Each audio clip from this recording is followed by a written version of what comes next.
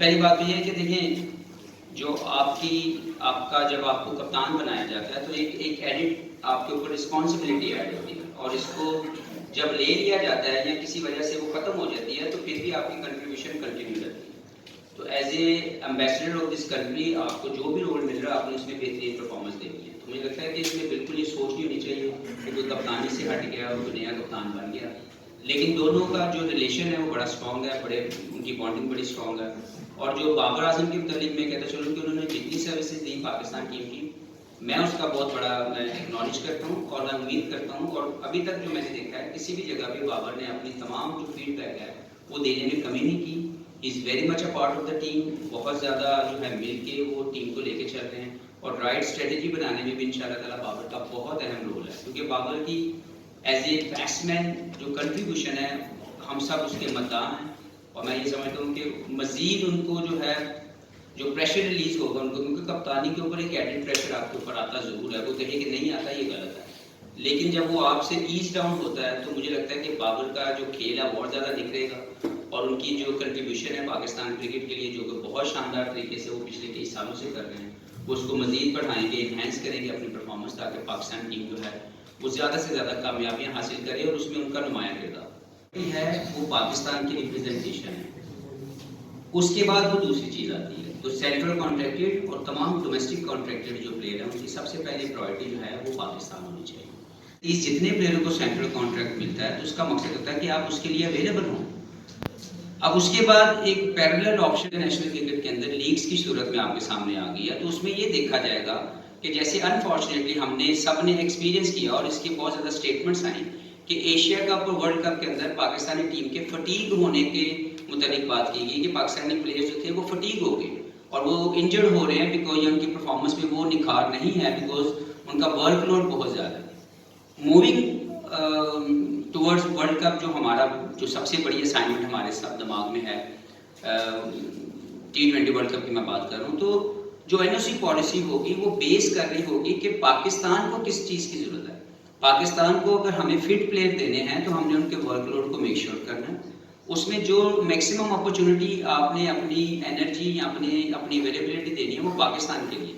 اس کے بعد اگر کسی کو بھی کوئی موقع ملتا ہے کہ اگر وہ کہیں پہ جا کے اگر کھیل سکتا ہے تو اس کو ضرور کنسیڈر کیا جائے گا، اور اس میں بڑی کلیئر پالیسی NOC کی بہت جلد PCB کے تھرو تمام لوگوں تک پہنچے۔ سینٹرل کانٹریکٹ دینے کی سب سے پہلی وجہ ہوتی ہے وہ یہ ہوتی ہے کہ وہ 25 ایک پلیئر یا 25 یا 30 پلیئر جتنے بھی پلیئر ہیں وہ فیوچر ٹور پروگرام کے مطابق اویلیبل ہوں گے پاکستان کے لیے،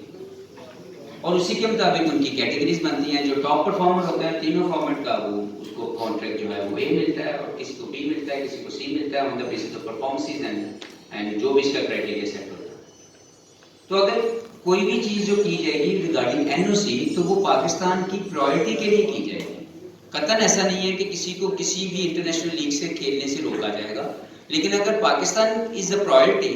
پھر آپ کو NOC کو لے کے یہ نہیں ہو سکتا کہ پاکستان آپ کی سیکنڈ پرائرٹی ہو جائے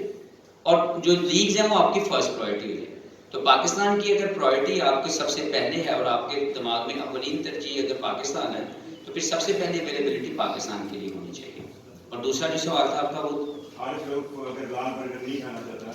تو ہمیں اس کو نہیں دیکھیں یہ ہر انڈیویجول کی اپنی وش ہے۔ میں نے ایز اے ٹیم ڈائریکٹر جب مجھے یہ رول ملا تو میں نے سب سے پہلے وہ جو سینٹرل کانٹریکٹڈ پلیئر تھے ان سے تو مجھے پوچھنے کی ضرورت ہی نہیں تھی، because they have to be available. جو نان کانٹریکچوئل پلیئر تھے میں نے ان کو کال کی اور مجھے لگا کہ یار میں ان کو ایک کلیئر میسیج، کمیونیکیشن کا جو ایرر پہلے کہا جاتا رہا ہے کہ جی کمیونیکیشن نہیں ہو پا رہی یا بہتر کمیونیکیٹ نہیں کیا گیا، آئی کالڈ ایوری ون کہ یار مجھے لگتا ہے کہ آپ پاکستان کے پلان کے اندر ہمارے ہیں، آپ اپنی اویلیبلٹی دیں۔ اور اسی کی وجہ سے جو حارث روف ہیں وہ ایک شام پہلے یا ایک رات پہلے چیف سلیکٹر کے پاس گئے اور پہلے انہوں نے شاید ان کے ساتھ کمٹ کیا کہ he wanted to play test cricket, for some reason ان کو لگا کہ انہیں نہیں کھیلنا۔ جب ان کی دیکھی گئی رپورٹ فرام دا فیزیو، تو فیزیو کی رپورٹ میں ان کے جسم کے کسی کونے میں بھی کوئی ایسا ایشو ہی نہیں ہے کہ جس کی وجہ سے وہ ٹیسٹ کرکٹ نہ کھیل سکیں۔ تو یہ سوچ رکھنا کہ ٹیسٹ کرکٹ کو نہیں کھیلنا چاہتا یا فورسفلی کھیلنا چاہتا ہے یہ بالکل غلط ہے۔ ایک انڈیویجول کی اپنی انڈرسٹینڈنگ ہے کہ وہ یہ سوچتا ہے کہ اس نے ڈیڈ بال کرکٹ اگر نہیں کھیلنی تو یہ اس کا ایک انڈیویجول ایکٹ ہے, یہ اس کی انڈیویجول سوچ ہے. لیکن سینٹرل کانٹریکٹ جو دیا گیا تھا وہ اس لیے دیا گیا تھا کہ تمام پلیئر ہر فارمیٹ کے لیے اویلیبل ہوں گے اگر ہمیں ان کی ضرورت پڑتی. تو اگر حارث راؤ کے کیس کے اندر اگر انہوں نے اپنی ان اویلیبلٹی شو کی ہے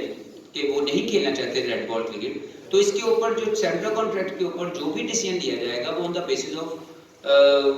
پاکستان فیوچر ٹور پروگرام لیا جائے گا کہ ہمیں پاکستان کے فیوچر ٹور پروگرام میں کن لوگوں کو کب کس وجہ سے کیا کیٹیگری دینی ہے. For sure.